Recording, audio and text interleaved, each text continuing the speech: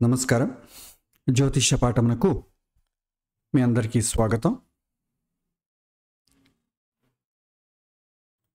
గత వారం జ్యోతిష్య పాఠంలో భాగంగా విద్యాస్థానానికి సంబంధించి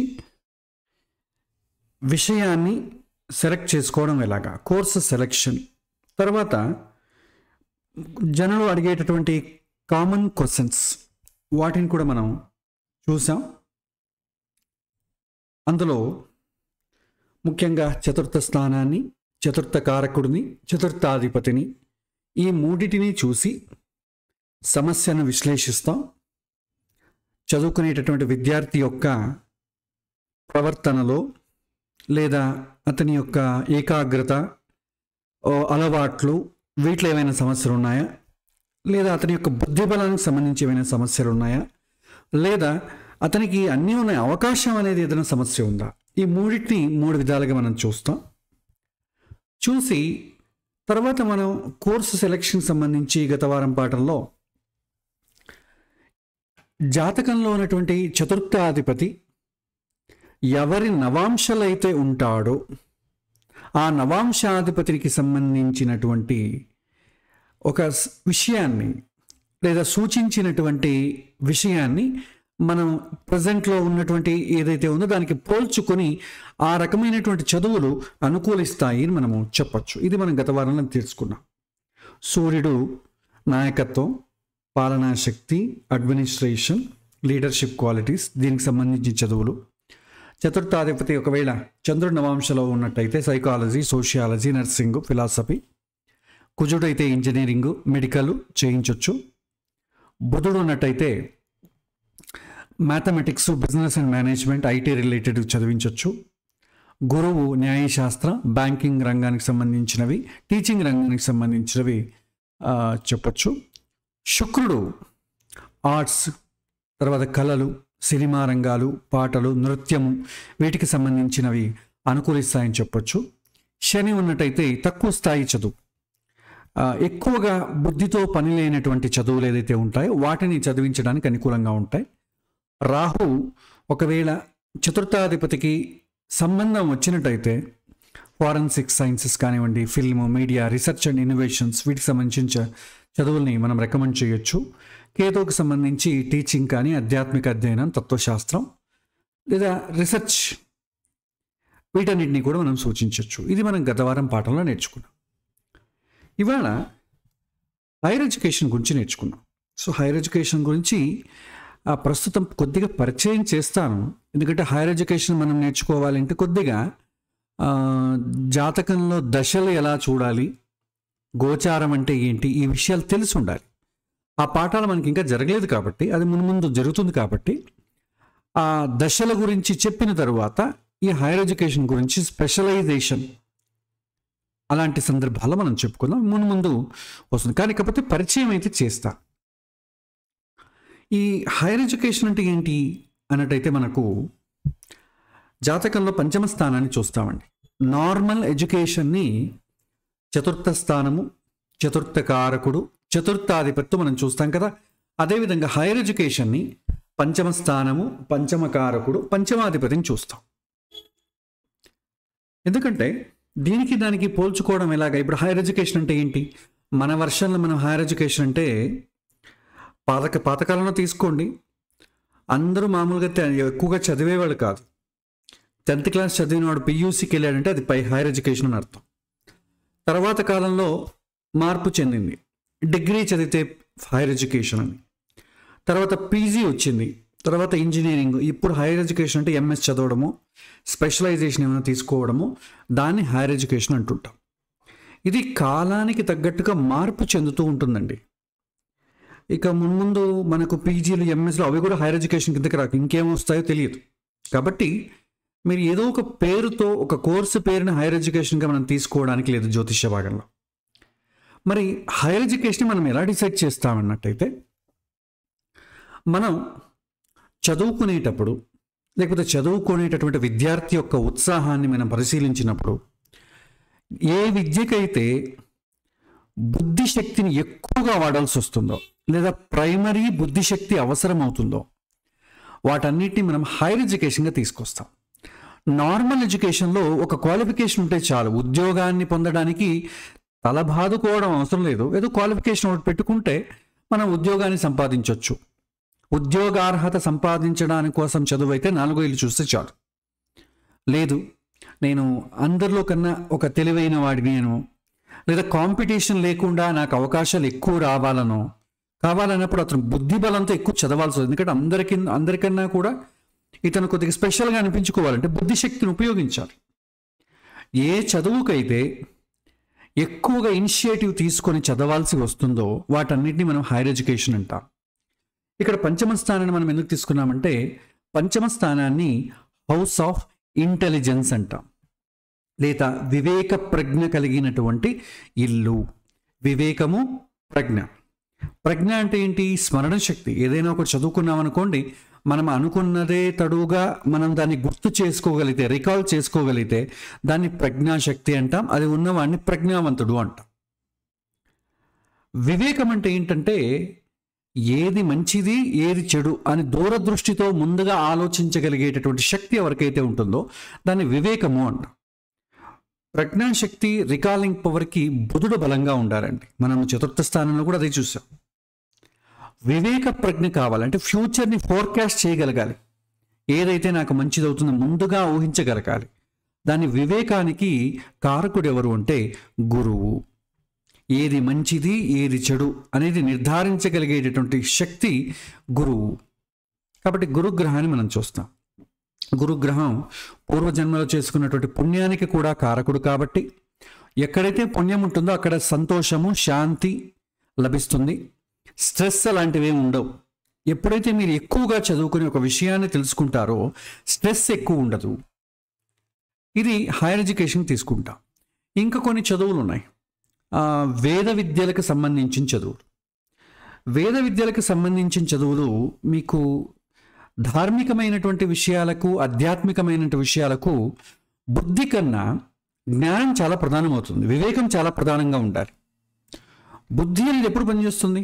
మీ చేతికి ఏదైనా ఒక వస్తువు దొరికినప్పుడు మాత్రమే బుద్ధి మంచా చెడా ఏది ఆలోచించగలుగుతుంది. మనకు ఒక విషయం తెలియలేదనుకోండి, అప్పుడు బుద్ధి పనిచేయదు. ఇప్పుడు భగవంతుడు, జీవుడు, పుణ్యము, పాపము, ప్రారబ్ధము, ప్రకృతి ఇవన్నీ కూడా మీకు కంటికి కనిపించవు. దాన్ని మీరు జ్ఞానంతో మాత్రమే ఫీల్ అవ్వాలి. అలాంటి వాడికి బుద్ధి పనిచేయదు. అప్పుడు ఏం చేయాలి? ఇంతకుముందు మనం గురువులు ఎవరైతే అంతరంగంలో సాధన చేసి కాంటెంప్లేట్ చేసి ఉంటారో వాళ్ళ అనుభవాల్ని మనం చదువుకుంటాం. దాన్ని మనం 9వ వెలుగుగా చూస్తాం. సో వేద విద్యలకు సంబంధించినవన్నీ కూడా 9వ వెలుగుని చూస్తాం. కారకుడైన వాడు గురువు అవుతాడు. తర్వాత ఇప్పుడు వేద విద్యలు ఉంటే మనం ఒక విషయాన్ని చాలా డీప్గా ఆలోచించడం వివేక ప్రజ్ఞతో. కానీ ఇప్పుడు ఉన్నటువంటి వేద విద్యలు కూడా ఆల్మోస్ట్ చాలా మనకు లౌకికమైన ఎడ్యుకేషన్ లాగే ఉంటాయి. వాళ్ళకు కూడా సిలబస్ అని ఉంటుంది. ద్వైతమో, అద్వైతమో, విశిష్టాద్వైతమో, లేకపోతే శాస్త్రమో, సంస్కృతమో, వాటికి కూడా సిలబస్ ఉంటాయి. ఆ సిలబస్ ప్రకారం మీకు చెప్తారు. ఇక వేద విద్య అనుకోండి, వేద విద్యకు పెద్దగా బుద్ధి అవసరం ఉండదు. ఎందుకంటే మనం వేదం చెబుతున్నాము, నేర్చుకుంటున్నాము అంటే అర్థం ఏంటంటే వేద మంత్రాలని బైహార్ట్ చేస్తుంటాం అంతే. ఆ వేద మంత్రాల యొక్క అర్థం తెలుసుకోవడం చాలా కష్టం. ఒక ఋగ్వేదం తీసుకున్నా కూడా మీకు 10,000 మంత్రాలు ఉంటాయి. దాన్ని ఎక్కడ అడిగినా కూడా చెప్పేటటువంటి సామర్థ్యం ఉన్నవాడిని తయారు చేయాలంటే మినిమం 6 ఏళ్ళు పడుతుంది. ఓన్లీ బైహార్ట్ చేయడానికి 6 ఏళ్ళు పడుతుంది. ఆ తర్వాత క్రమపాఠము, పదప్రాటము, ఘనపాఠము, ఆ పదాలు అయిన తర్వాత దానికి అర్థము తెలుసుకొని ఆ అర్థం యొక్క పరమార్థాన్ని గురువు దగ్గరని తెలుసుకోవాలంటే జీవితకాలం పడుతుంది. పాతకాలంలో అయితే ఈ బైహార్ట్ చేయడం అనేది చాలా ఎంగేజ్లోనే అయిపోయేది. చిన్నపిల్లవాడిని 6 ఏళ్ల వాడికి ఆ దగ్గర నుంచి అతన్ని గురుకులానికి పంపించేస్తారు, లేదా తండ్రి దగ్గర నేర్చుకుంటాడు. అలా ఒక 4 ఏళ్ళు నేర్చుకునేవాడు, 2 నుంచి 3. ఆ కాలంలో డిస్ట్రాక్షన్స్ మనలాగా లేవు కాబట్టి చాలా త్వరగా నేర్చుకునేవాడు. వాడికి ఒక 8-10 ఏళ్ళు వచ్చేటప్పటికి బాగా బుద్ధి వికసించడం స్టార్ట్ అయ్యేది. 16 ఏళ్ళకి పూర్తిగా వికసించేది. సో 16 ఏళ్ళ నుంచి వేద మంత్రాలకు అర్థాలు చెప్పేవాడు. ఇప్పుడు మనకు ఆ స్థితి లేదు. సో ఇప్పుడు మనం వేదం నేర్చుకోవడం అంటే బైహార్ట్ చేయడం అంతే. ఆ బైహార్ట్ చేసినటువంటి మంత్రాలను ఏదో కొద్దో గొప్పగా కొన్ని విషయాలకి ఉపనిషత్తుల ద్వారా అర్థాలు తెలుసుకొని ప్రవచనాల్లో వాడుకోవడానికి బాగుంటుంది. లేదు మనకంత సామర్థ్యం, మనకంత సమయం లేదు అనుకున్నట్టయితే ఆ వేద మంత్రాలని పెళ్ళిళ్ళు, తర్వాత ఏవైనా చిన్న చిన్న కార్యాలకు ఉపయోగించుకోవడం, లేదా వేద మంత్రాలని పారాయణం చేయడం, సో ఇలాంటి వాటికి వాడుకోవచ్చు. అందులో పెద్దగా బుద్ధిని ఉపయోగించడానికి ఏం లేదు. కాబట్టి బుధుడి యొక్క అవసరం ఉండదు. అందుకే ఇప్పటి కాలంలో ఏ చదువు అబ్బలేని వాడికి, ఎస్పెషల్లీ బ్రాహ్మణ సమాజంలో ఉన్న వాళ్ళకి చదువు అబ్బలేదంటే ఇవిని గురుకులానికి వేసేయండి, వేదం నేర్చుకోనివ్వండి అంటారు. అది కుల విద్య కిందికి వస్తుంది. ఒక కుమ్మరివాడు ఏ విధంగా తండ్రితో పాటు ఉండి ఇలా నేర్చుకుంటాడో ఆ విధంగా నేర్చుకుంటాడు. పెద్దయ్యాక వేదానికి అర్థం నేర్చుకోవాలంటే తనకి బుద్ధి కావాలి, వివేక ప్రజ్ఞ చాలా కావాలి బుద్ధి కన్నా. ఎందుకంటే వేదంలో ఉన్న ఏ విషయము కూడా మనం భౌతికంగా ఈ ఇంద్రియాలకు లోబడేటటువంటి విషయాలు కావు. కాబట్టి బుద్ధితో దానికి పని లేదు, వివేకంతో పనిచేయాల్సి వస్తుంది. ఏదైనా ఒకటి మంత్రం కానీ చెబుతున్నాం అంటే ఎందుకు చెబుతున్నాం? వివాహంలో మంత్రాలు ఎన్నో వస్తాయి. ఆ మంత్రాలు ఎందుకు చెప్తున్నారు, వాటి ఉద్దేశం ఏంటి, అవన్నీ చెప్పేవాడికి తెలియదు, వినేవాడికి తెలియదు. కాబట్టి ఏమవుతుంది, మంత్రాలు ఏమో చాలా శాస్త్రోక్తంగా పవిత్రంగా భగవంతుడిని ప్రార్థించేటటువంటి మంత్రాల్లాగా ఉంటాయి. ఇక్కడ చేష్టలు కానివ్వండి, పెళ్లి కూతురు పెళ్లి కొడుకు ఆ పక్క అటువైపు ఇటువైపు ఉన్నటువంటి బంధువులు మిత్రులు వీళ్ళ చేష్టలు చూసినట్టయితే భగవంతుడిని ఒక రకంగా గేలి చేసే విధంగా ఉంటుంది. సో అందుకే మన కుటుంబ వ్యవస్థలు సంసారాలు తగలబడ్డాయి. కాబట్టి అది పోయింది ఇప్పుడు. సో ఎందుకు చెప్తున్నానంటే నవమ స్థానం అనేది వేద విద్యలకు చూస్తాము, కానీ ఇప్పటి ఉన్నటువంటి విద్యకు మనం చతుర్థ స్థానమే పంచమ స్థానాన్ని చూస్తాం వేద విద్యలకు కూడా. ఒకవేళ విశేషంగా నేను భగవంతుడి గురించి తెలుసుకోవాలనుకుంటున్నాను, శాస్త్రంలో ఏం చెప్పబడిందో దాన్ని అనుభవపూర్వకంగా తెలుసుకోవాలనుకుంటున్నానంటే 9వ ఇంటిని చూడొచ్చు. ఇంకా రీసెర్చ్ రిలేటెడ్ చదువులకంతా కూడా 8వ ఇల్లుని చూస్తామండి. ఇప్పుడు రీసెర్చ్ అనగా మనకు గుర్తొచ్చేది ఏంటి, మనం చేసే పిహెచ్డీలు. ఇవన్నీ కూడా నిజంగా పిహెచ్డీలు కావండి. మనం డెఫినేషన్ని మనం అపార్థం చేసుకుంటాం. ఒక విద్యార్థి ఇంకొక విద్యార్థి నుంచి కాపీ కొట్టాడు అనుకోండి, దాన్ని ఏమంటాం? ప్లాగియారిజం అంట. కాపీ కొట్టాడండి బయట తోసేయండి అంటాం. అదే మీరు 10 మంది రాసిన దాన్ని మీరు కాపీ కొట్టారనుకోండి, మీకు పిహెచ్డీ ప్రదానం చేస్తారు. అంటే ఎవరో రాసిన దాన్ని మీరు సబ్మిట్ చేస్తారు. కొత్తగా మీరు కనుక్కోవడానికి ఏమి ఉండదు. దాన్ని కూడా మనం పంచమ స్థానానికి కిందకి ఎలా కాపీ కొట్టడం కూడా చాలా స్టైలిష్గా, అతనికి కాపీ కొట్టిన విషయం కూడా తెలియనట్టుగా మనం మార్చాలి. ఆబ్జెక్ట్గా వర్బ్గా ఇంకేదో మార్చేస్తాం. ఇలా మనం సినిమాలు చూస్తుంటారు కదా, సినిమాల్లో అన్ని కథలు అన్ని సినిమాలు చూసి అందులో కొంత తీసుకొని అన్ని కట్ చేసి ఒక కొత్త కథగా తయారు చేసి నేను రాశాను అంటాడు. అయితే కాపీ కొట్టడమే. కొత్తగా ఎవరికి వస్తాయి ఐడియాస్? విద్య వెనకడికి ఉండేదండి. మీరు సైంటిస్ట్ను తీసుకోండి, ఒక ఐన్స్టీన్ కావచ్చు, ఒక సోక్రటీస్ కావచ్చు, ఆర్కిమెడిస్ కావచ్చు, న్యూటన్ కావచ్చు. వాళ్ళు లైఫ్ టైంని త్యాగం చేశారు. ఇంట్లో పిల్లలను ఎవరిని పట్టించుకునే వాళ్ళు కాదు. అసలు తిన్నామా లేదా, సుఖపడ్డామా లేదా, బంధువులు ఫ్రెండ్స్ ఏమి లేదు, ల్యాబొరేటరీలో తల పగల కొట్టుకుని పుట్టినప్పటి నుంచి అదే చదివి చనిపోయేంత వరకు అక్కడే ఉండేవాళ్ళు. వాళ్ళ జీవితాన్ని సాక్రిఫైస్ చేసేవాళ్ళు, అన్నీ కోల్పోయేవారు. చివరికి ఏదో పేరు ప్రతిష్టల కోసమో సమాజం మంచిగా చేయాలనో ఇలా చేసేవాళ్ళు. దాన్ని మనం రీసెర్చ్ రిలేటెడ్ స్టడీస్ అంటాం.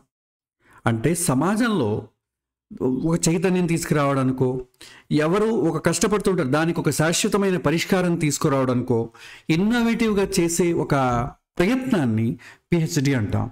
దానికి సంసారాన్ని మొత్తం కోల్పోతాం. కాబట్టి ఈ అష్టమ స్థానాన్ని చూస్తాం. ఇప్పుడు మనం చేసేటటువంటి రీసెర్చ్ రిలేటెడ్ స్టడీస్ చాలా ఈజీ అండి. కొత్తగా కనిపెట్టక్కర్లేదు. ఆల్రెడీ కనిపెట్టిన వాళ్ళు ఒక 10 మంది తీసుకొచ్చి ఒక చోట ప్రజెంట్ చేశారనుకోండి, ఒక బుక్ సబ్మిట్ చేశారంటే మీకు పిహెచ్డి చేసినట్టు ఒక సర్టిఫికేట్ ఇచ్చేస్తారు. ఆ సర్టిఫికేట్తో మనం ఎక్కడో ఉద్యోగాలు సంపాదించుకోవడానికి వాడుకోవచ్చు. అంతేగాని అది సమాజానికి ఉపయోగపడదు, చివరికి మనకు ఉపయోగపడదు. అలాంటి రీసెర్చ్ రిలేటెడ్ స్టడీస్లో మనం ఉన్నాం ఇప్పుడు. కాబట్టి దీన్ని కూడా పంచమ స్థానం కిందకి తీసుకుంటాం. మనకు మొత్తానికి చతుర్థ స్థానము పంచమ స్థానం అంతే. ఇంకా రీసెర్చ్ 8వ ఇల్లు కానివ్వండి, ఆధ్యాత్మిక విద్యలకు 9వ ఇల్లు కానివ్వండి, ప్రస్తుతం ఆ ఉన్నటువంటి అవకాశాలు ఇప్పుడు మనకు లేవు, కోల్పోయాం కూడా. మనకు 1132 వేద శాఖలు ఉండేవండి. మనం దాన్ని బాగా సంరక్షించి ఇవాళ 10 శాఖలు మిగిలాయి. ఆ 10 శాఖలు కూడా పేర్లు కూడా తెలియదు చాలామందికి ఇప్పుడు నేర్చుకుంటున్న వాళ్ళకి. అంతరించిపోయాయి. ఋగ్వేదంలో 2 శాఖలు ఉన్నాయి, శాఖల శాఖ అని, భాస్కల శాఖ అని. అన్ని చోట్ల శాఖల శాఖ కనిపిస్తుంది, కానీ భాస్కల శాఖ చాలా తక్కువ, ఎక్కువ ఒకరు కనిపిస్తారు అంతే. సో ఈ విధంగా పరంపర అంతా నాశనం అయిపోయింది చాలా. కాబట్టి మనము లౌకికమైన ఎడ్యుకేషన్ ఏదైతే సిస్టమ్ ఉందో ఆ సిస్టంలోనే మనం ముందుకెళ్తున్నాం. కాబట్టి పంచమ స్థానాన్ని చూస్తాం. దీనికి పంచమ స్థానంలో గ్రహాలను బట్టి హైయర్ స్టడీస్ వెళ్తున్నప్పుడు ఇతనికి ఏమైనా ఇబ్బందులు కలుగుతాయా, డిస్ట్రాక్షన్స్ ఏమైనా వస్తాయని చూస్తాం. కారకుడు గురువు ద్వారా పూర్వజన్మ పుణ్యం ఉందనుకోండి, అతనికి ఫ్లాష్ అవుతుందండి. 2 ఉంటాయి. ఒక విషయాన్ని మనం తెలుసుకోవాలంటే intellectual composition and intuitional flash అంట. ఇంట్యూషనల్ ఫ్లాష్ అంటే ఇప్పుడు న్యూటన్ తీసుకోండి, చెట్టు కింద కూర్చున్నాడు. అతని గ్రావిటేషనల్ ఫోర్స్ కనిపెట్టాలని కూర్చుకున్నది కాదు, పరధ్యానంలో ఉన్నాడు, పైనుంచి ఆపిల్ పడింది, అతనికి ఉన్నటువంటి ఫ్లాష్ అయింది. దాన్ని ఇంటలెక్చువల్ ఫ్లాష్, ఇంట్యూషనల్ ఫ్లాష్ అంట. సత్యం ఇప్పుడు కూడా ఫ్లాష్ అవుతుందండి, దాన్ని కంపోజ్ చేయడం కుదరదు. దానికి మనం గురుగ్రహాన్ని చూస్తాం. హైయర్ ఎడ్యుకేషన్ వెళ్ళాలి చేయాలి అంటే కొద్దిగా మనకు గురువు యొక్క అనుగ్రహం కూడా ఉండాలి. జాతకంలో గురువు బలంగా ఉన్నాడంటే కొత్త కొత్త ఆలోచనల్ని పట్టుకునేటటువంటి సామర్థ్యం అయితే ఉంటుంది అతనికి. బుధుడు ఎలాగో మనకు తెలుసు, స్మరణ శక్తి. 4వ స్థానంలో మనం ఏదైతే చూసామో అదే చూస్తాం. ఇక పంచమాధిపతి అయిన వాడు హైయర్ ఎడ్యుకేషన్లో మీకు ఉన్నటువంటి అవకాశాలు, మీకు కలిగేటటువంటి ప్రయోజనాలు, పుణ్యము ఇవన్నీ సూచిస్తుంది. పైగా పంచమ స్థానాన్ని త్రికోణ స్థానం అంటామండి. ఏ విధమైనటువంటి ఫలాన్ని ఆశించకుండా కేవలం నా కర్తవ్యము అని చేసినటువంటి వెనకటి జన్మలో చేసినటువంటి పుణ్యానికి ప్రతిఫలాన్ని సూచించే ఇల్లే పంచమ స్థానము. కాబట్టి హైయర్ ఎడ్యుకేషన్ మనం ఇది చూడొచ్చు. ఇంకా దీనికి సంబంధించిన చాలా విషయాలు వస్తాయి మీకు ముందు సంతానానికి సంబంధించి. తర్వాత చదువు విషయంలో హైయర్ ఎడ్యుకేషన్కి సంబంధించి స్పెషలైజేషన్ కూడా చెప్తాను, అప్పుడు దీన్ని మనం కంటిన్యూ చేద్దాం. అంతవరకు 4వ స్థానాన్ని ఏ విధంగా చూస్తారో పంచమ స్థానాన్ని ఆ విధంగా చూడండి. క్రైటీరియా ఎప్పుడు చూడాలి పంచమ స్థానాన్ని అన్నట్టయితే, ఎవరైతే ఎక్కువగా అందరూ బుద్ధి ఉపయోగించరు, చాలా కొద్దిమంది నేను ఎక్కువ చదవాలనుకుంటున్నానండి. ఎక్కువ చదవాలనుకుంటున్నా అంటే ఎందుకోసం చదవాలనుకున్నాను అని ఒక ప్రశ్న వేస్తే, లేదండి నేను క్వాలిఫికేషన్ పెంచుకోవాలనుకుంటున్నాను, నాకు ఇది చాలా ఇష్టం, నేను ఎవరు చేయనటువంటిది ఒక రీచ్ అవ్వాలనుకుంటున్నాను, మామూలుగా క్వాలిఫికేషన్ ఉన్నట్టయితే మన కాంపిటీషన్లో మనం పైకి రాలేం, కాబట్టి కొద్దిగా ఎక్కువ చదవాలనుకుంటున్నానని ఎవరైనా ప్రశ్న అడిగితే పంచమ స్థానాన్ని చూడండి. 4వ స్థానంతో పాటు పంచమ స్థానాన్ని కూడా చూడండి. ఇంకొంతమంది నన్ను చదువైన తర్వాత నన్ను ఉద్యోగం చేయమంటారా లేకపోతే హైయర్ ఎడ్యుకేషన్ కంటిన్యూ చేయమంటారా అండి అని అడుగుతారు. అలాంటప్పుడు పంచమ స్థానం బలంగా ఉంది అనుకోండి, వేరే ఆర్థికపరమైనటువంటి కమిట్మెంట్స్ ఎక్కువ లేవు, పర్లేదు అన్నట్టయితే హైయర్ ఎడ్యుకేషన్ కంటిన్యూ చేయమని చెప్పొచ్చు. పంచమ స్థానం బలహీనంగా ఉంది, 4వ స్థానమే బాగుందంటే మనం ఏం చేయొచ్చు, ఇంకా హైయర్ స్టడీస్ ఎందుకంటే ఉద్యోగానికి వెళ్ళండి. హైయర్ స్టడీస్లో చాలా చికాకులు, అవకాశాలు ఎక్కువ రాకపోవచ్చు, కాబట్టి మీరు ఉన్నదే కంటిన్యూ చేయండి అని మనం సలహా ఇవ్వచ్చు. దానికి ఇది ఉపయోగపడుతుంది. 4వ స్థానాన్ని ఏ విధంగా అనలైజ్ చేస్తారో పంచమ స్థానాన్ని అదే విధంగా అనలైజ్ చేయండి. కొద్దిగా బుద్ధిశక్తితో పాటు ఎక్కువగా సత్యాన్ని తెలుసుకునేటటువంటి ఒక గుణం కూడా ఉండాలి. దానికి గురువు కూడా బాగుండాలి. గురువు కూడా బలంగా ఉన్నాడంటే హైయర్ ఎడ్యుకేషన్కి వెళ్ళొచ్చండి. లేకపోతే ఏమవుతుంది, నార్మల్ ఎడ్యుకేషన్ లాగే హైయర్ ఎడ్యుకేషన్ కూడా ఒక క్వాలిఫికేషన్ కోసం సరిపోతుంది. దీన్ని కొద్దిగా విచక్షణతో మనం చెప్పాల్సి ఉంటుంది. దీని గురించి దశ మరియు గోచారం తర్వాత వీటి గురించి మనం చర్చిద్దాం. తర్వాత అంశం, ముఖ్యమైనటువంటి అంశం పరిహారాలండి. ఎలాగో మనం విద్యకు సంబంధించిన విషయాల్ని ఒక హంతం వరకు చెప్పాం కాబట్టి, ఒక స్థాయి వరకు చెప్పాం కాబట్టి, నెక్స్ట్ వచ్చే ప్రశ్న ఏంటంటే పరిహారాలు. సమస్యలు అయితే ఉన్నాయి కదండి, స్థాన బలము, కారక బలము, ఆధిపత్య బలము, ఏదో సమస్య వస్తుంది, వాళ్ళకి మనం ఏం చెప్పాలి, ఏదోటి చెప్పాలి కదా. ఇప్పుడు ఎలాగో మనం రెమెడీస్ అనే క్లాస్ చివరిలో చెప్పుకుంటాం, కానీ విద్యకు సంబంధించినవి ఏవేవి ఉంటాయి, ఆ సమస్యలు వచ్చినప్పుడే మనం దీన్ని డిస్కస్ చేసుకున్నాం అనుకోండి, మన బుద్ధి కొద్దిగా పట్టుకోవడానికి చాలా అనుకూలంగా ఉంటుంది.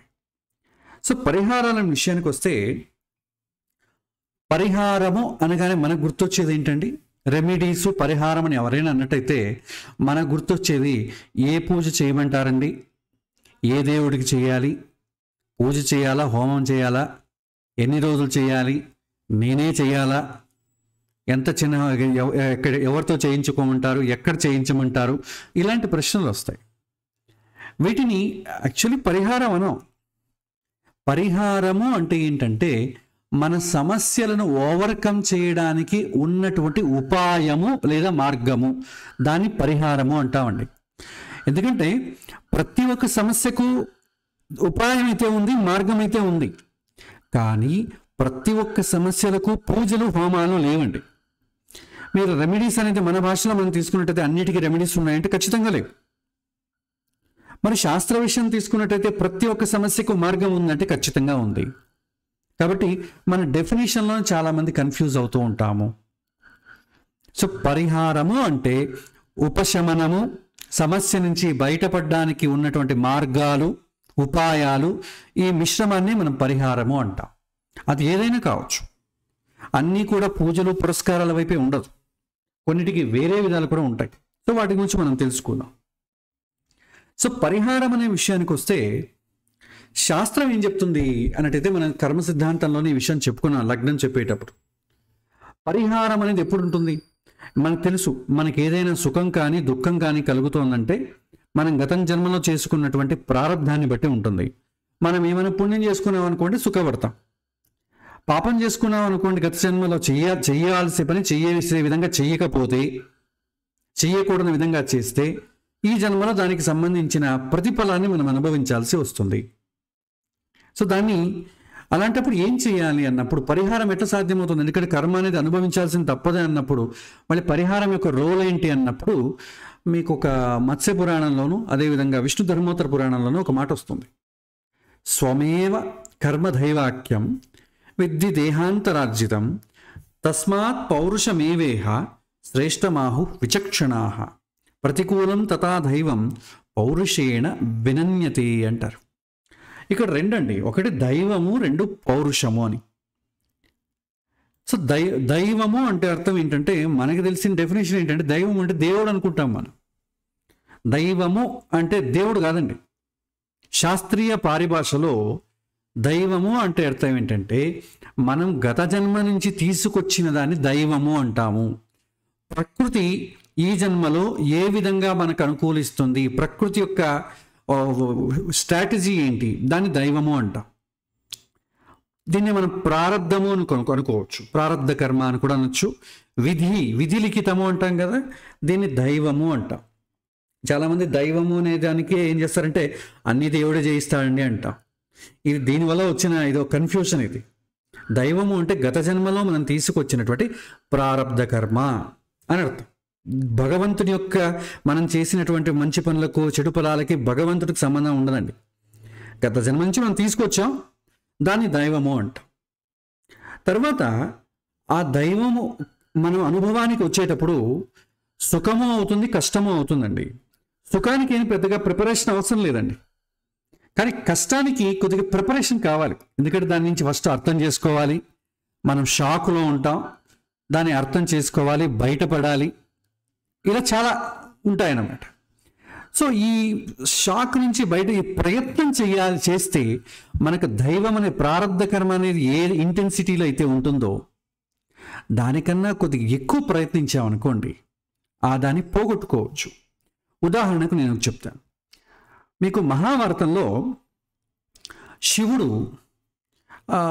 పార్వతీదేవికి కొన్ని విషయాలను కర్మ సిద్ధాంతానికి సంబంధించి ఉపదేశిస్తూ ఉంటాడు.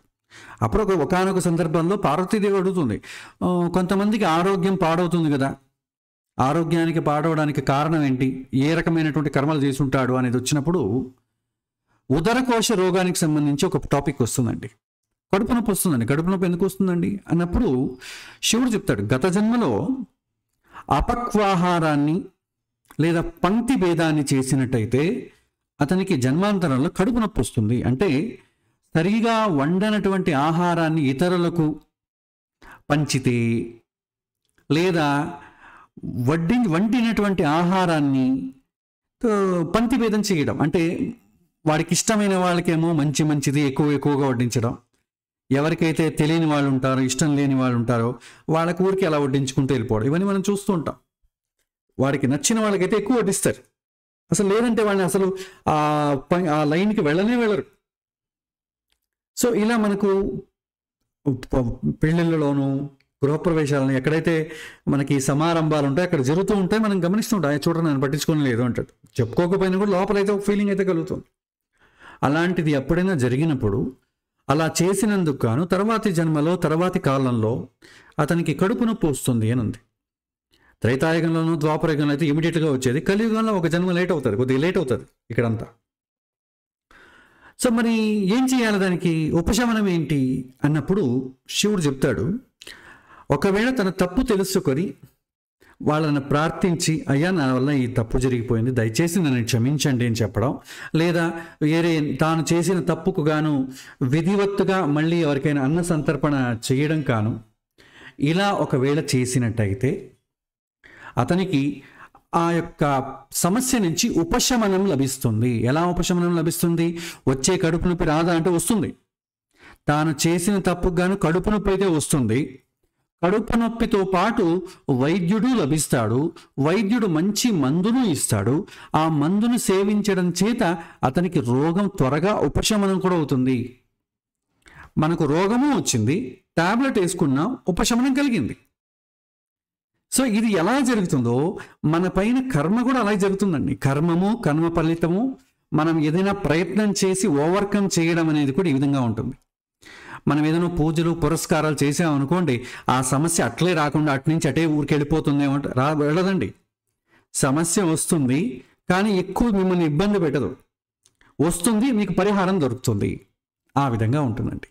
సో దైవము అంటే మనం అనుభవించాల్సినటువంటి కర్మము, ప్రకృతి మనకి ఇచ్చేటటువంటి విషయం.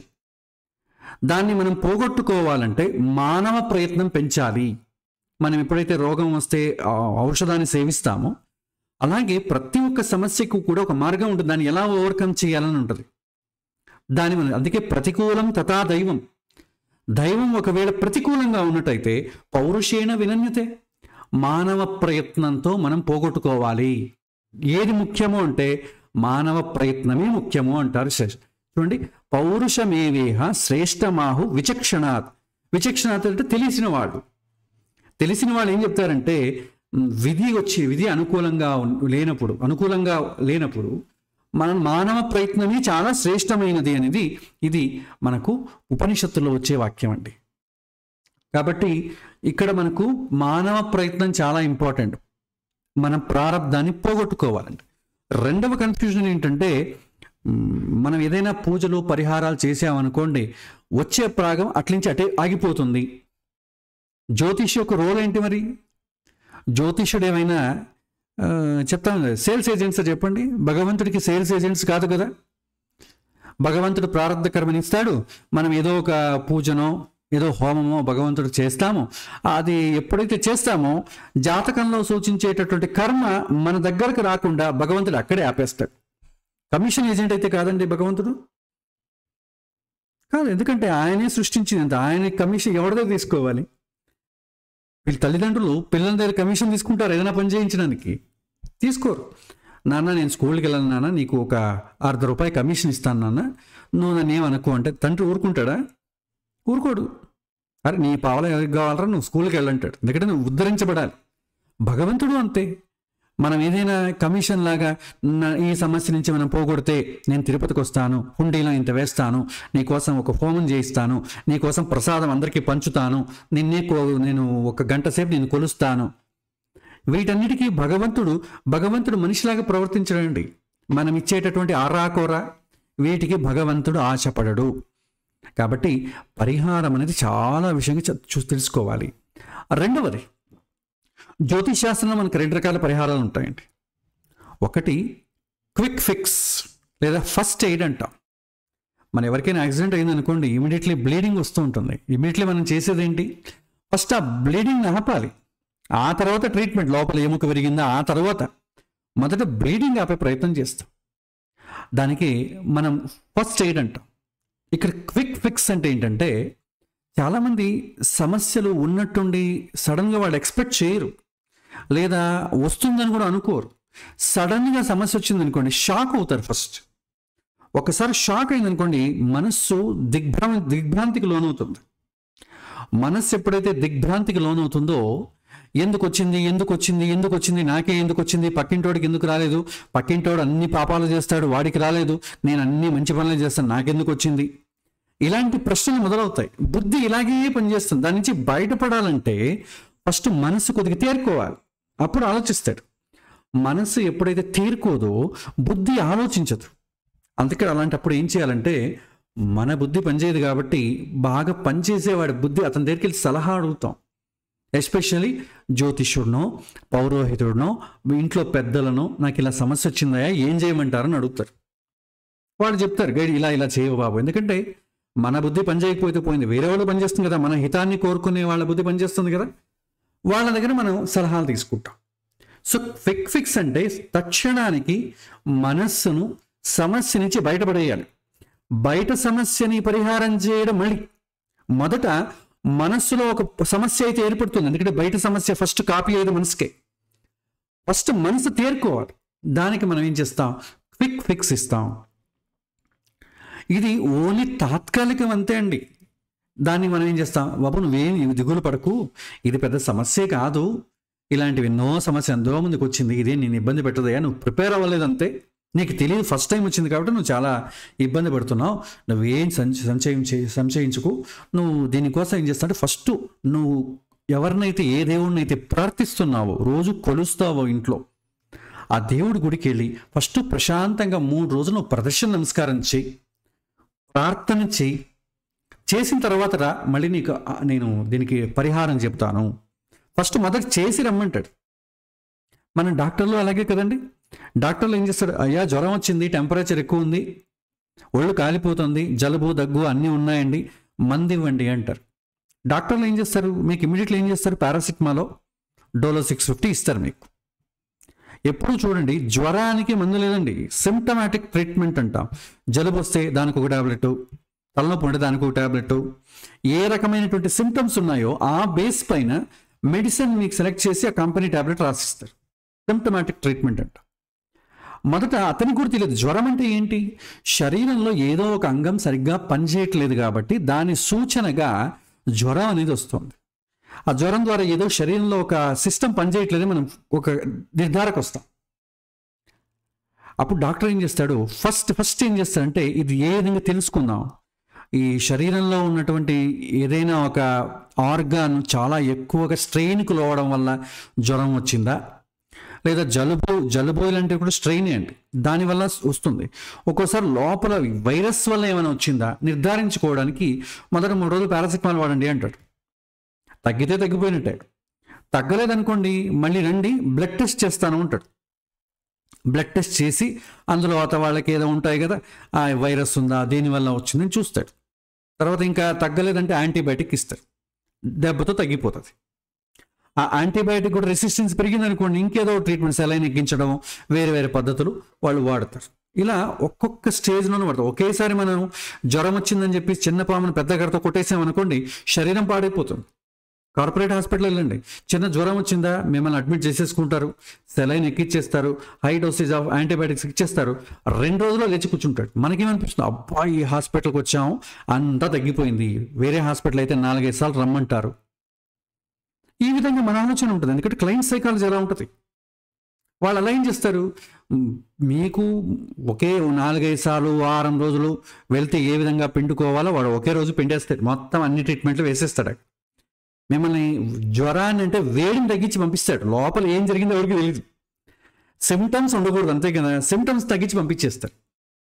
దానికి పెయిన్ కిల్లర్స్ ఇంకోటి ఇచ్చి శరీరాన్ని పాడు చేస్తారు. అవన్నీ ఇక్కడ వద్దులేండి, మనం ఆరోగ్యానికి సంబంధించి మాట్లాడుకున్నప్పుడు మాట్లాడుకో. ఇక్కడ ఏంటంటే మనం చెప్పబోయే విషయం ఏంటంటే, మొదటగా మనసులో ఉన్న ప్రెషర్ తగ్గించడానికి భగవంతుడి దగ్గరికి ప్రార్థన చేసుకొని రావయ్యా. కానీ అదే ఫైనల్ ట్రీట్మెంట్ కాదండి. మొదట అతని యొక్క స్ట్రెస్, మానసిక సంఘర్షణ ఫస్ట్ దిగాలి, అతనిలో ఫస్ట్ విశ్వాసాన్ని నింపాలి. దానికోసం మనం చిన్నపాటివి చెప్తాం.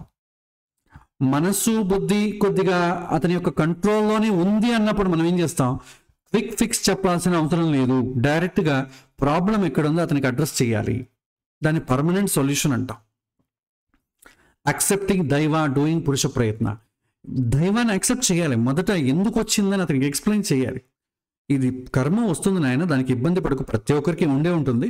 నువ్వు దీన్ని పురుష ప్రయత్నం ద్వారా, నీ యొక్క ఎఫర్ట్ ద్వారా నువ్వు బయటకు వచ్చేసావు అనుకో, ప్రతిసారి నువ్వు జ్యోతిష్ దగ్గరికి రావాల్సిన అవసరం లేదు. సమస్య వచ్చినప్పుడు ఎఫర్ట్ పెట్టాలంతే.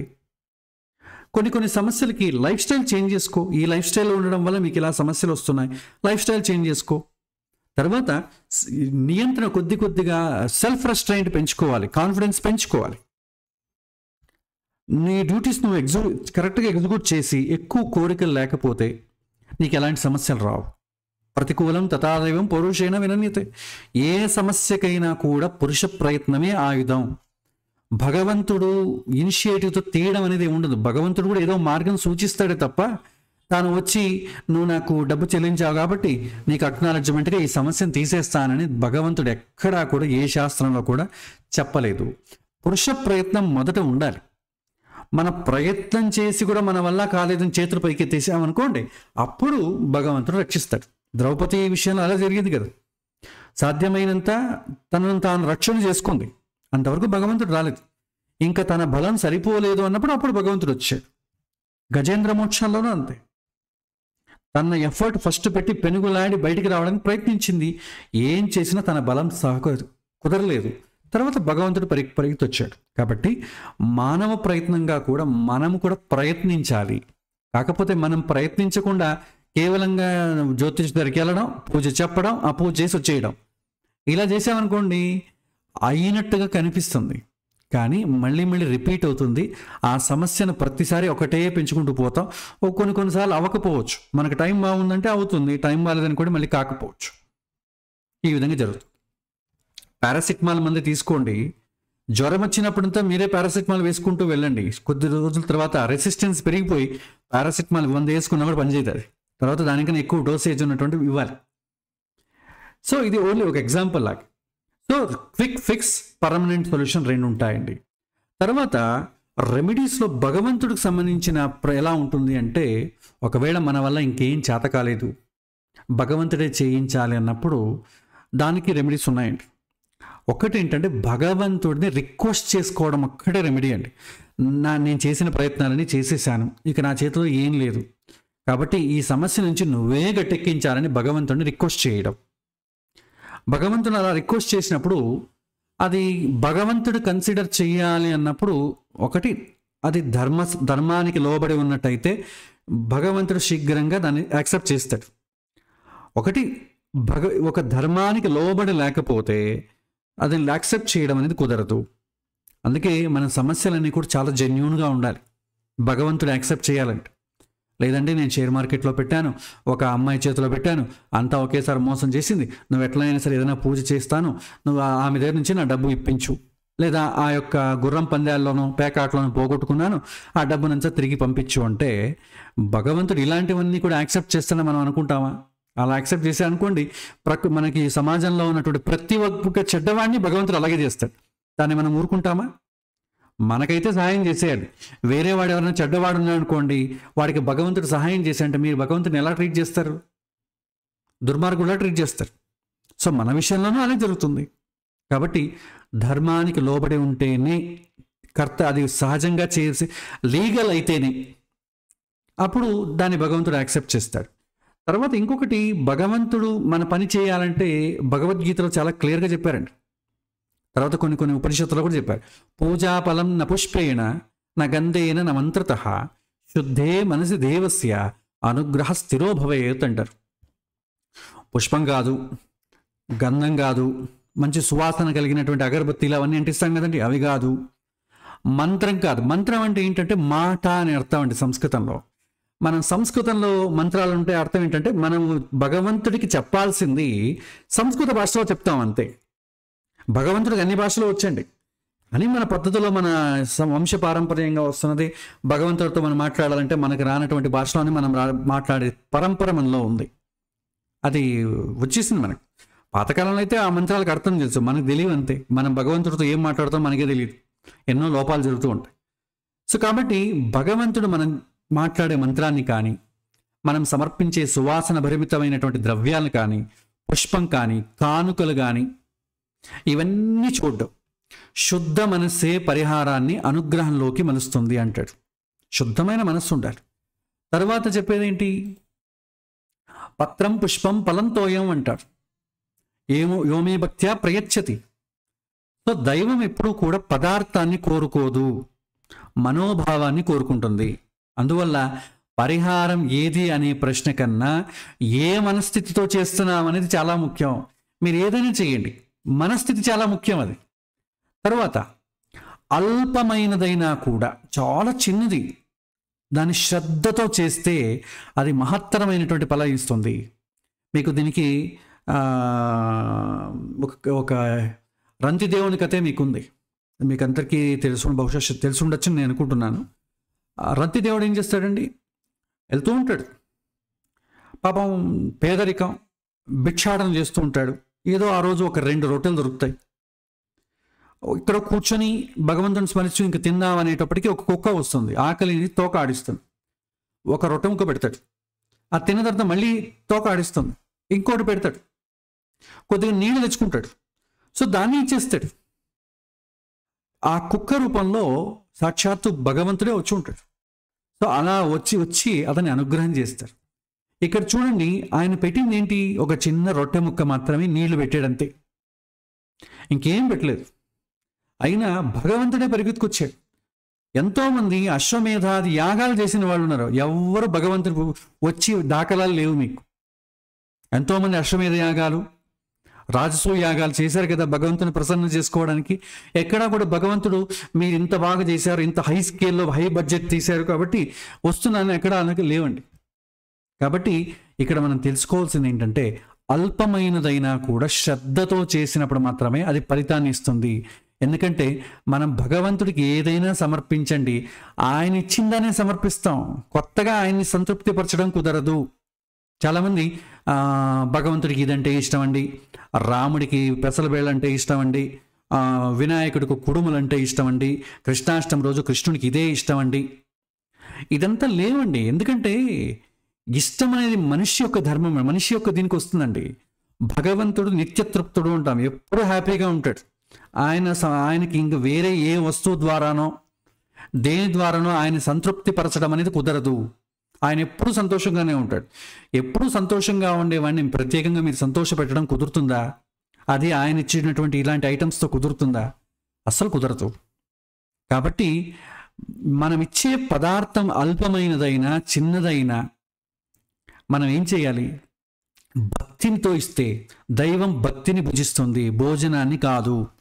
పరిహారం అంటే బాహ్య ద్రవ్యాల సమర్పణ కాదు, మనస్సు ఆత్మచింతన సమర్పణ. క్లోజ్ భగవంతుని డైరెక్ట్గా రిక్వెస్ట్ చేయండి, మన భాషలోనే చేయండి. మన మనసులోనే భగవంతుని మీద నిల్చుకోనో, ప్రదక్షిణ చేస్తునో, కూర్చోనో, అయ్యా నేను ఇలాంటి సమస్యలో ఉన్నాను, తెలుసో తెలియకో నేను గత జన్మలో చేసుంటాను, లేకపోతే ఈ జన్మలో చేసుంటాను, నా తప్పు నేను తెలుసుకున్నాను, ఇంకొకసారి ఇలా కాకుండా చూస్తాను, నాకు తట్టుకునే శక్తిని కానీ లేదా ఈ సమస్యను పోగొట్టే శక్తిని కానీ ఇవ్వవయ్యా అని భగవంతుణ్ణి నేరుగా మీ భాషలో మీ మనస్పూర్వకంగా అడిగితే ఖచ్చితంగా అది పోతుందండి. దీనికి ఎన్నో ఎగ్జాంపుల్స్ ఉన్నాయి.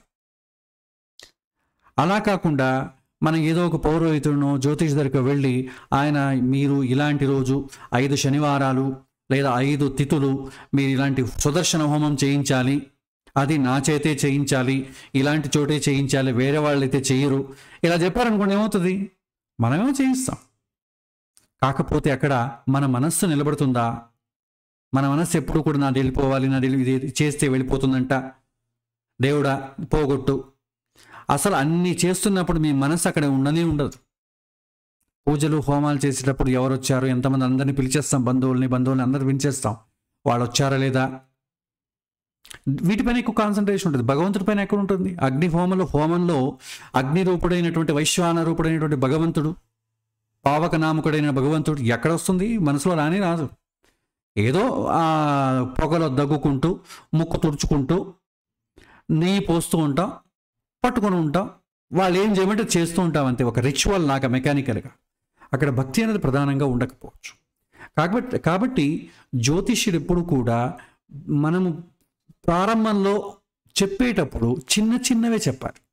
ఆ గుడికి వెళ్ళి ప్రదక్షిణ చేసిరా, ప్రార్థన చెయ్యి, భగవంతుడి నామము ఒక 10 సార్లు 20 సార్లు జపించు, ప్రార్థించు, భగవంతుడిని నీ భాషలో నువ్వు ప్రార్థించు అని చెప్పాలి. ఒక దీపాన్ని అంటించు. అతని కాంట్రిబ్యూషన్ ఉండాలి. పెద్ద పెద్ద హోమాలు హవనాలు చేశారనుకోండి, ఇతని కాంట్రిబ్యూషన్ చాలా తక్కువ ఉంటుందండి. ఎందుకంటే డబ్బు భరేస్తారు, వాళ్ళు అన్నీ అరేంజ్ చేస్తారు. మనం కూడా ఏం సామాన్ తీసుకెళ్లాల్సిన అవసరం లేదు, అన్ని పౌరోహితుడే అరేంజ్ చేసుకుంటాడు. మన కాంట్రిబ్యూషన్ ఏముంది? ఒకవేళ మనం పెట్టిన డబ్బుతో చేసామనుకోండి, మనం చెడు మార్గంలో తెస్తూ ఉంటాం, ఇలా కొద్ది కొద్దిగా పోగొట్టుకుంటూ ఉంటాం. సో వీటికి సంబంధించిన ఒక చిన్న కథ ఉంది, చివరిలో చెబుతాను. తర్వాత రెమెడీస్ ఏం చేస్తాయి, ఎలా హెల్ప్ చేస్తాయంటే ఆత్మవిశ్వాసం పెంచుతుంది. పర్మనెంట్ రెమెడీస్ అయితే మనకు నియంత్రణ కలుగుతుంది. సమస్యల జోలికి వెళ్లకుండా మనల్ని ముందే ఆపేస్తుంది. మనలో సమస్యలను తట్టుకునేటటువంటి సహనశక్తి పెరుగుతుంది. దైవాన్ని అంగీకరిస్తేనే సగం ప్రాబ్లమ్స్ వెళ్ళిపోతుందండి. దాన్ని అంగీకరించేటటువంటి సహనాన్ని పెంచేస్తుంది. మానవ ప్రయత్నాన్ని వృద్ధి చేయడానికి ఉపయోగపడుతుందండి. ఇది మనకు ఈ యొక్క రెమెడీస్ వల్ల కలిగేటువంటి లాభాలు. ఇప్పుడు మనం శాస్త్ర విషయానికి వద్దాం. సో జ్యోతిష్యుడి యొక్క రోల్ ఏంటి ఈ యొక్క రెమెడీస్ ఇవ్వడంలో? మనం జాతకాన్ని స్టడీ చేస్తాం. వాడికి ఎలాంటి రెమెడీ ఇవ్వాలి? క్విక్ ఫిక్స్ ఇవ్వాలా? అతని యొక్క మనస్సు కంట్రోల్లో ఉందా? ఏదైనా మనం చెప్తే మనస్ఫూర్తిగా శ్రద్ధతో భగవంతుడు తాను చేయగలడా? అలాంటప్పుడైతే ఎక్స్ప్లెయిన్ చేయొచ్చు. లేదు చాలా సమస్యలతో నలిగిపోయాడు అంటే ఆ సమయానికి దేవుడి గుడికి వెళ్ళిరా నాయన, ప్రార్థన చేయి, ప్రదక్షిణ నమస్కారం చేయి, దీపం అంటించు, త్వరగా ఉదయం స్నానం చేసేళ్ళు, ఇలా చెప్తాం. కొద్దిగా ఎథిక్స్ ఫాలో అవ్వాల్సి వస్తుంది. అతనిలో ఆల్రెడీ అతను భయపడిపోయి ఉన్నాడు, మళ్ళీ ఫర్దర్గా భయపెట్టకుండా రెమెడీస్ ఇవ్వాలి. డబ్బుతో కూడుకున్నటువంటి కమర్షియలైజ్ రెమెడీస్ ఇవ్వకూడదు. సాధ్యమైనంత ఆల్రెడీ సమస్యలో ఉన్నాడు అతను, సమస్య నుంచి బయటకు వచ్చాడు అనుకోండి, మీరు అడగడానికన్నా ఎక్కువ ఇస్తాడు. కాబట్టి మన యొక్క డ్యూటీ కోసం వాడిని ఇబ్బంది పెట్టకూడదు. ఎందుకంటే మనం స్వార్థపూరితంగా చేసామనుకోండి, దాని ఎఫెక్ట్ మన పిల్లలపైన, మన కుటుంబం పైన పడుతుంది. దానివల్ల మనం కూడా హ్యాపీగా ఉండం. కాబట్టి కమర్షియలైజ్ రెమెడీస్ ఎప్పుడూ కూడా సాధ్యమైనంత వరకు ఇవ్వకండి. దానికి ఆర్థిక శక్తి ఉన్న వాళ్ళకి మీరు సజెస్ట్ చేయండి.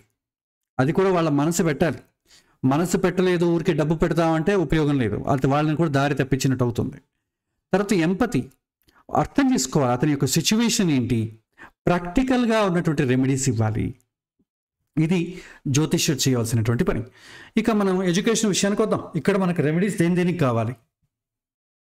మనకు స్థాన బలము, కారక బలము, ఆధిపత్య బలం అని 3 ఉందండి. ఈ మూడిట్లో ఏ సమస్యకు దేనికి రెమెడీ ఉంది? స్థానం ఒకవేళ బలహీనమైతే, స్థానానికి పాప సంబంధం వస్తే ఆ అబ్బాయికి అటెన్షన్ ఉండదు, డిస్ట్రాక్షన్ ఉంటుంది, చెడు సావాసాలు, మూవీసు, అన్నీ, చదువు తప్ప అన్నీ ఉంటాయి. అదొక సమస్య. రెండవ సమస్య, కారకుడు ఏమైనా బలహీనమైతే లేదా అస్తంగతం చెందితే బుధుడు, బుద్ధిశక్తి చాలా తక్కువ ఉంటుంది. అధిపతికి ఏమైనా పాప సంబంధం కానీ బలహీనం కానీ ఉన్నట్టయితే అప్పుడేమవుతుంది, అవకాశాలు రావు. పాపం చదువుకోవాలని అన్నీ ఉంటుంది, బుద్ధి ఉంది, అన్నీ ఉంది, కానీ సీట్ రావట్లేదు, మార్కులు రావట్లేదు, క్వాలిఫికేషన్ లేదు, ర్యాంక్ రావట్లేదు, ఇలాంటి ఇబ్బందులు వస్తాయి. మూడు సమస్యలండి. సో దేనికి ఏ సమస్యకి మనం ఒక రెమెడీ ఇవ్వచ్చు? మొదటిది స్థానం సంబంధం వస్తుంది అనుకోండి, డిస్ట్రాక్షన్ ఏర్పడుతుందండి. లేజినెస్ కావచ్చు, లవ్ అఫేర్సు, ఫ్రెండ్స్, జోక్స్ వేసుకోవడం, బ్యాడ్ హ్యాబిట్స్, ఇవన్నీ వస్తాయి.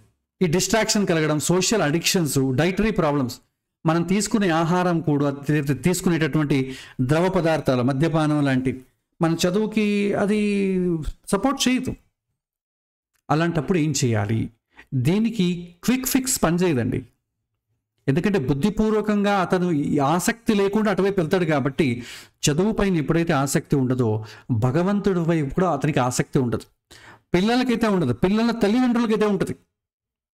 లేదండి మా అబ్బాయి బదులు నేను చేయొచ్చా, లేదండి గుడికి వెళ్ళి ప్రార్థన చేయమనండి అంటే, మా అబ్బాయి చేయడండి, ఇంట్రెస్ట్ లేదండి, టైం లేదండి, టైం దొరకడండి, మా ఇంటి దగ్గర గుడి లేదండి, వాడు త్వరగా లేడండి, వాడి బదులు నేను చేయొచ్చా అని అంటారు.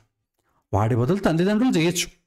ఎప్పుడు అన్నట్టయితే ఆ అబ్బాయికి ఒకవేళ ఆరోగ్య పరిస్థితి బాగోలేకపోతే, మానసిక స్థితి బాగోలేకపోతే అతని పరంగా తండ్రి చేయొచ్చు, తల్లిదండ్రులు చేసుకోవచ్చు. మిగిలిన ఏ సందర్భంలోనూ తల్లిదండ్రులు చేయడానికి వీల్లేదు, వాళ్ళే చేయాల్సి వస్తుంది. వాళ్ళు చేయరు, అలాంటప్పుడు ఏం చేయాలి? తల్లిదండ్రులు నేను చేసే ప్రయత్నం అంతా చేశాను, భగవంతుడా ఇంక నువ్వే మమ్మల్ని కాపాడాలి. అతను నేను చెప్పిన మాట వినట్లేదు, ఓపెన్గా చెప్పారు. నేను చేసే ప్రయత్నాలు అన్నీ చేశానండి, మా అబ్బాయి నా మాట వినట్లేదు, దయచేసి అతను మంచి దారిలో పడేటట్టు మా మాట వినేటట్టు అనుగ్రహించు అని చెప్పేసి భగవంతుని మనపరంగా కోరుకోవాలంతే. సో వాడికి వాడు చెడు తిరిగినా పర్లేదు, వాడు చదువు పైకి వచ్చేయాలని మనం కోరుకున్నాం అనుకోండి, మనము తప్పు చేసిన వాళ్ళం అవుతాం. అతని దారిలో పెట్టని కోరుకోవాలంతే. సో వాళ్ళకి ఎవరికి వచ్చిన సమస్య వాళ్ళే కోరుకోవాలి. ఒకరు చేసినటువంటి పుణ్యము ఇంకొకరికి ట్రాన్స్ఫర్ అవ్వదు, కర్మ సిద్ధాంతంలో అది లేదు.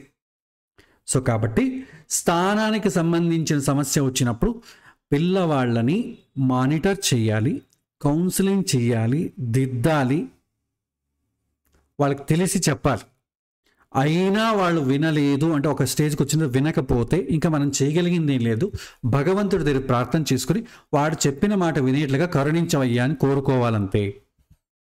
అలా కాదు, వాడు అలాగే ఉంటాడు, వాడు నిన్ను ప్రార్థించడు, ఏమీ చేయడు, వాడి దుర్గుణాలని మానుకోడు, అయినా కూడా వాడు బాగా చదివేదాకా అనుగ్రహించాలి అని అన్నాం అనుకోండి, దానికి అసలు అర్థమే ఉండదు అలాంటి వాటికి. సో కాబట్టి ఇది తల్లిదండ్రులకు మనం తెలిసి చెప్పాలి. పిల్లవాడు చదువుకుని ఏ విధంగా అయితే చదువుకుంటాడో, ఏ విధంగా అటెన్షన్ వస్తుందో మీరు ఆలోచించి కౌన్సిలింగ్ ఇప్పించండి, లేదా వాడికి ఇష్టమైనటువంటి చదివే చేయించండి అని మనం చెప్పాలి. దీనికి ఎలాంటి క్విక్ ఫిక్స్ లేదు, దీనికి పర్మనెంట్ సొల్యూషన్ ఒకటే, కౌన్సిలింగ్ ఇప్పించడం, సరైనటువంటి దారికి తీసుకురావడం. మహా అయితే భగవంతుని ప్రార్థించండి అంతే. ఒకవేళ అతను ఆరోగ్య సమస్య ఇబ్బంది పడుతున్నాడు, ఆరోగ్య పీడితంతో ఇబ్బంది పడుతున్నాడు అంటే అప్పుడు మాత్రమే వాడు చేయలేడు, వాడి పరంగా నేను చేస్తున్నానంటే భగవంతుడు కన్సిడర్ చేస్తాడు. ఇదండి. ఇక రెండవది, కారకుడు ఒకవేళ ఇబ్బంది అయితే ఏం చేయాలి? కారకుడు బలహీనంగా ఉంటే దానికి ఏమైనా రెమెడీస్ ఉన్నాయా?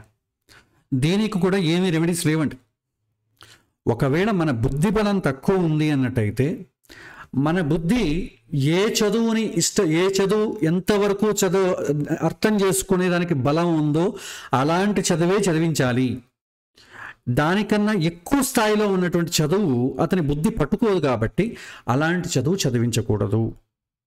ఎక్కువగా బరువుతో ఉన్నటువంటి చదువులు, ఎక్కువగా బుద్ధి ఉపయోగించతో కూడుతున్నటువంటి చదువుల్ని మనము రికమెండ్ చేయకూడదు.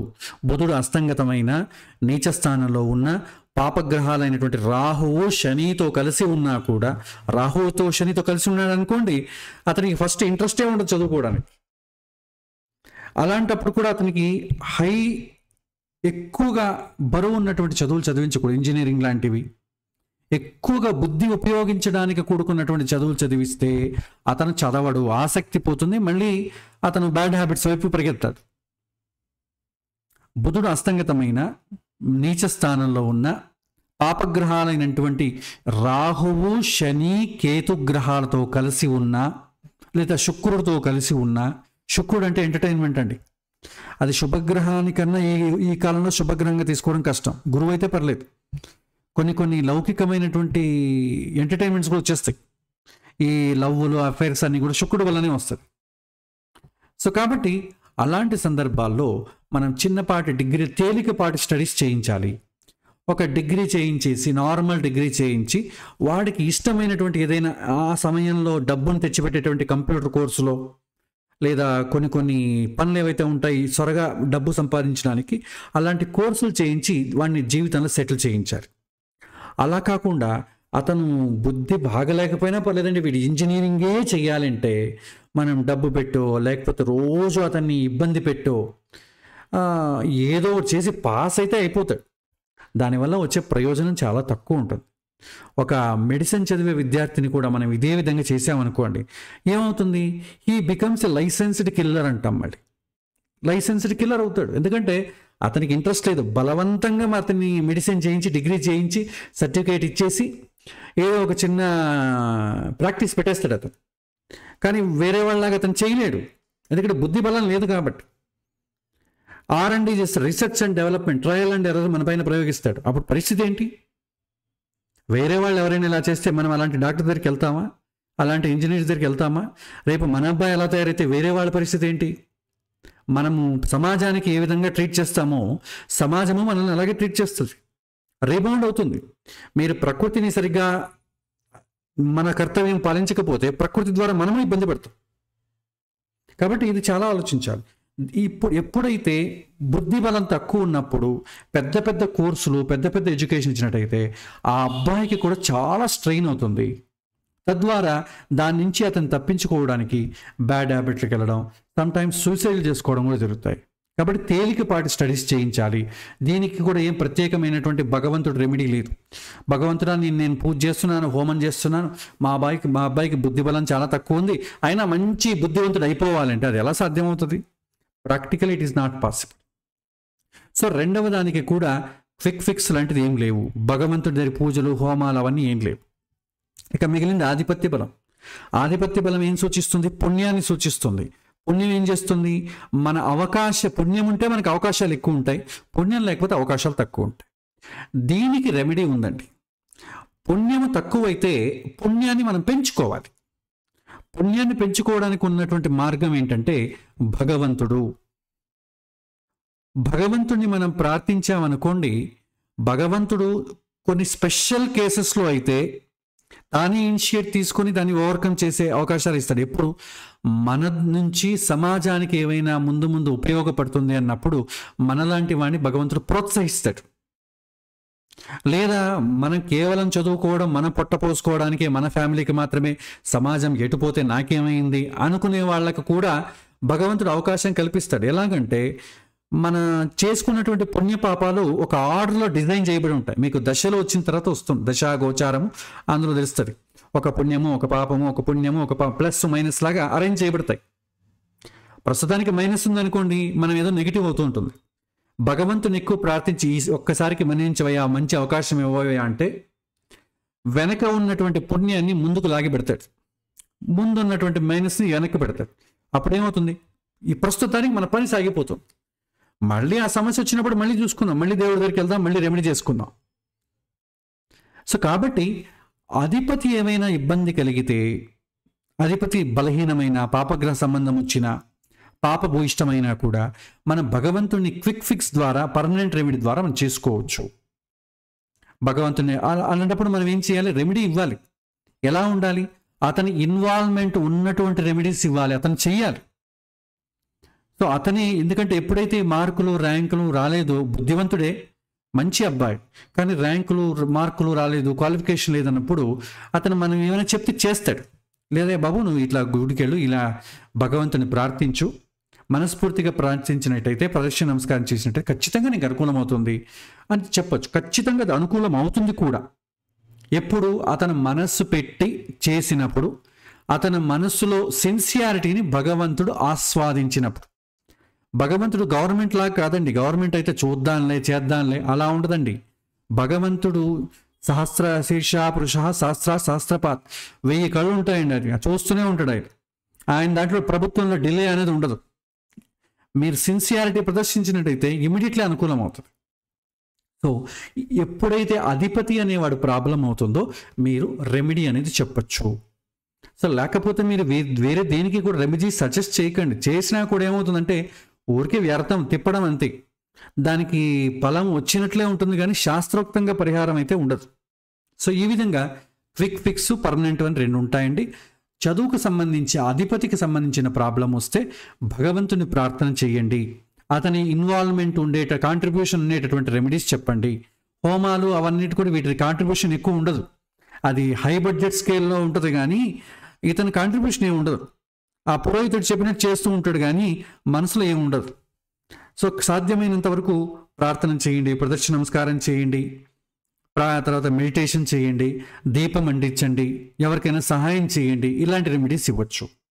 ఇది విద్యాస్థానానికి సంబంధించిన రెమెడీ. తర్వాత చివరిగా ఒక చిన్న కథ చెప్పాలనుకుంటున్నానండి. ఇది పరిహారానికి సంబంధించి.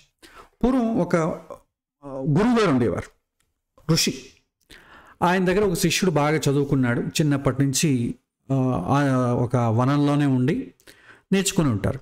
వాళ్ళకి జనాలు సంపర్కం ఉండదు. ఎవరైనా సమస్యలతో వచ్చిన వాళ్ళు ఆ ఆశ్రమానికి వచ్చి గురువుగారి సలహా తీసుకొని వెళ్తూ ఉంటారు. వాడి శిష్యుడికి ఒక ఐడియా వస్తుంది, గురువుగారు మనం ఇంతంతా నేర్పించారు కదా, ఇక్కడ ఎవరు రావట్లేదు, తక్కువ మంది వస్తున్నారు. నేను దగ్గరలో ఉన్నటువంటి నగరానికి వెళ్ళి లేకపోతే గ్రామానికి వెళ్ళి అక్కడ ఉన్నటువంటి ప్రజలందరినీ ఉద్ధరిస్తానండి. మీరు చెప్పినటువంటి చదువు సార్థకతను చేసుకుంటాను అని చెప్పేసి అంటాడు. అప్పుడు గురువుగారు, అయ్యా వద్దు, వాళ్ళు వస్తే అడుగు, నువ్వు వెళ్ళి ఎందుకు వెళ్ళడం, నీకు నగరవాసం ఏ విధంగా ఉంటుందో నీకు తెలీదు, వద్దు అంటాడు. అలా కాదండి, నేర్చుకున్న దానికి సార్థకత్వం చేయాలి కదా, మీకు వయసు అయిపోయింది, మిమ్మల్ని వెళ్ళి చేయమంటే నేను చెప్పడం తప్పు, నేను చెప్పలేను, నాకు ఇంకా వయసులో ఉన్నాను కాబట్టి నేను వెళ్ళి చేస్తాను అంటాడు. సరే ఇంకా చెప్పాడు, పాపం వినలేదు. సరే నీ ఇష్టం నాయన వెళ్ళు అని చెప్పి కొన్ని వరాలు ఇస్తాడు. నీ ముందు ఎవరో అబద్ధాలు ఆడలేరు, నిజాన్ని దాచిపెట్టలేరు, ఈ 2 వరాలు ఇచ్చి పంపుతాడు. అతను ఊళ్ళోకి వెళ్ళి అందరినీ పాపం ఒక్కొక్కరిని అడుగుతాడు, ఇలా ఎందుకు తప్పులు చేస్తున్నారు, దీనివల్ల పాపం వస్తుంది కదా, అది మీకు చుట్టుకుంటుంది కదా. చాలామంది తప్పులు చేస్తూ ఉంటాడు, బియ్యంలో రాళ్ళు కలుపుతుంటాడు. ఎందుకయ్యా బియ్యంలో రాళ్ళు కలుపుతావు, ఏం చేయమంటారండి, రోజు మా సైనికుడు ఒక అతను వచ్చి నా దగ్గర లంచం తీసుకొని వెళ్తున్నాడు, ఇది అమ్మితే నేను మాత్రం సుఖపడిన డబ్బు వస్తుంది, నాకు ఎంత కావాలో అంత వస్తుంది, కానీ వాడికి ఇచ్చేంత డబ్బు రాదు కదా, సో వాడి కోసం నేను 4 రాళ్ళు ఇది చేసుకోవాలి కాబట్టి, ఇవ్వాలి కాబట్టి నేను తప్పు చేస్తున్నాను అంటాడు. సైనికుడి దగ్గరికి వెళ్తే, అయ్యో రాజుగారు ఇచ్చే జీతం నాకు సరిపోవట్లేదండి, మరి ఏం చేయమంటారు, ఇంట్లో ఆ రోగిష్టి అయినటువంటి తండ్రి తల్లి ఉన్నారు, వాళ్ళని నేను ఉపశమనం కలిగించాలంటే నాకు ఎక్స్ట్రా డబ్బు కావాలి కదా, అందుకే ఇలా అంగళ్ళలో ఉన్న వాళ్ళది తీసుకుంటానండి అంటాడు. ఇలా ఊళ్ళో ఒక్కొక్కరు ఒక్కో రకమైనటువంటి పాపాలు చెప్తారు, అంటే డబ్బు కోసం చేస్తున్నారని అర్థమవుతుంది అతనికి. అప్పుడు అతను ఏం చేస్తాడు, ఒక ఆలోచన చేసి ఒక పెద్ద దేవతా విగ్రహాన్ని పెద్దది పెట్టి, పాపాలని హరించేటటువంటి దేవుడు అని పేరు పెట్టి అందరినీ పిలిచి, మీరు డబ్బు కోసమే చాలామంది పాపాలు చేస్తున్నారు, ఆ పాపాల వల్ల మీరు చాలా ఫ్యూచర్లో ఇబ్బంది పడతారు, కాబట్టి మీరు చేసినటువంటి పాపాలని డబ్బు రూపంలో ఇక్కడ వేసినట్టయితే తర్వాత ఎవరికైనా డబ్బు అవసరం ఉన్న వాళ్ళు మళ్ళీ పాపం చేయకుండా ఈ డబ్బు వాళ్ళకు వాడుతాను, అలాగే క్రమేణా ఒక స్టేజ్కి పాపాలని తగ్గిపోతాయి అంటాడు. ఇదేదో బాగానే ఉందని అందరూ అతన్ని చెప్పడం, అతని యొక్క సలహాని పాటిస్తారు. ఒక్కొక్కరు రావడం, నేను ఈ పాపం చేశానని చెప్పడం, అతను ఇంత డబ్బు హుండీలో వేయమంటాడు, ఆ హుండీలో వేసి వెళ్ళిపోతారు. రోజు రోజుకి జనాలు ఎక్కువ అవుతుంటారు, హుండీ పెద్దదైపోతూ ఉంటుంది. పాపం అలా ఎక్కువ మంది రావడం చేత అతనికి ప్రత్యేకంగా దీనికి ఇంత అవుతుందని చెప్పడం కూడా కష్టం అయిపోయింది పాపం. సో ఇది చాలా కష్టంగా ఉందని చెప్పి ఒక బోర్డు ఏర్పాటు చేస్తాడు. తెలియని వాళ్ళని మోసం చేస్తే 500, తెలిసిన వాళ్ళని మోసం చేస్తే 1500, ఎవరినైనా చంపితే 1,00,000 రూపాయలు, ఇలా బోర్డు రాసి పెడతాడు. అందరు రావడం, ఆ బోర్డు చూడడం, తాను ఎంత కట్టాలో అక్కడ కట్టేసేయడం, వెళ్ళిపోవడం, ఇలా తంతు సాగుతూ ఉంటుంది. ఒకసారి గురువు గారు వస్తారు, చూసి ఏంటయ్యా ఇది చాలా పెద్ద ఇండస్ట్రీ లాగా తయారైంది, ఏంటి అంటే, లేదండి జనాలంతా కూడా వచ్చి ఇలా తాను చేసినంత చెప్పి పాపాలన్నీ పోగొట్టుకుంటున్నారండి, ఇప్పుడు పాపాలు చాలా తగ్గిందండి అంటాడు. మరి డబ్బు పెరుగుతుంది కదా, పాపాలు తగ్గితే డబ్బు వేసేవాళ్ళు తక్కువ అవ్వాలి, డబ్బు అయితే చాలా ఎక్కువ పెరిగిపోతుంది, మళ్ళీ పాపాలు ఎక్కడ తగ్గుతుంది అంటే, లేదండి వేరే ఊరు వాళ్ళు కూడా వస్తున్నారు కాబట్టి ఇలా డబ్బు పెరుగుతోందండి అంటాడు. సరే పరీక్షిద్దామని ఒక 2-3 పిలుస్తాడు. ఒకతను, లేదండి నేను ఒకతన్ని తెలిసిన వాళ్ళని మోసం చేశానండి, అందుకని డబ్బు వేయడానికి వచ్చాను, 1500 రాసింది, నా దగ్గర 1000 రూపాయలే ఉన్నాయి, ఇంకా 500 రూపాయలు లేదు, అందుకే నేను బయటికి వెళ్ళి ఇంకొకరిని తెలియని వాడిని మోసం చేసి అతని దగ్గర 10,000 రూపాయలు తీసుకొచ్చాను. సో తెలియని వాళ్ళు మోసం చేస్తే 500 కదండి, ఈ 1500 500 2 కలిపితే 2000, 2000 హుండీలో వేసేస్తాను, నాకు 8000 మిగిలింది అంటాడు.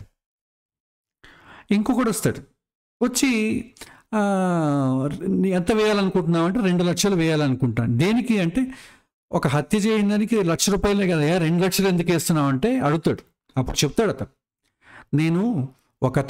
నేను నా మిత్రుడిని నమ్మి ఒకతన్ని చంపానండి, ఆ చంపిన వాడు రోజు కల్లో వస్తున్నాడు, ఇబ్బంది పెడుతున్నాడు, ఆ పాప ప్రాయశ్చితం కోసం నేను చాలా చోట్ల తిరిగాను, చివరికి ఇక్కడ ఇలా వ్యవస్థ ఉందని వచ్చానండి, ఇక్కడ డబ్బు వేద్దాం అనుకుంటున్నాను అని చెప్తే, సో 2 లక్షలు ఎందుకు వేస్తున్నావు అంటే, లేదండి ఒక ఆల్రెడీ మర్డర్ చేశాను కాబట్టి 1,00,000 రూపాయలు, నన్ను ఇలా నా చేత హత్య చేయించి అతని ఆస్తి అంతా ఒకడు కబళించాడండి, అతను 1,00,00,000 రూపాయలు తీసుకున్నాడు, నాకు ముష్టి 10 లక్షలు మాత్రమే ఇచ్చాడు, ఇప్పుడు అతను కూడా చంపేస్తాను, ముందుగానే 1,00,000 రూపాయలు వేసేస్తున్నాను, అతని ఆస్తి అంతా నేను తీసుకుంటానండి అన్నాడు. సో ఏమైంది, పాపం పెరిగిపోతుంది, గురువుగారు అప్పుడు చెప్తారు, నాయన కేవలం మంచి చెడు ఏదని చెప్పాలంతే కానీ ఇలా చేయాలి అలా చేయాలని నిర్దేశించకూడదు. ఎందుకంటే ప్రతి ప్రతి అందరికీ కూడా ఏది మంచి ఏది చెడు తెలియదని కాదు, అందరికీ తెలుసు. కానీ వాళ్ళలో ఉన్న కోరికలు ఏం చేస్తాయంటే ఇలా చెడు దారిని నడిపిస్తాయి. కాబట్టి ఈ యొక్క వాళ్ళ పాపంలో నువ్వెందుకు పాలు పంచుకోవడం?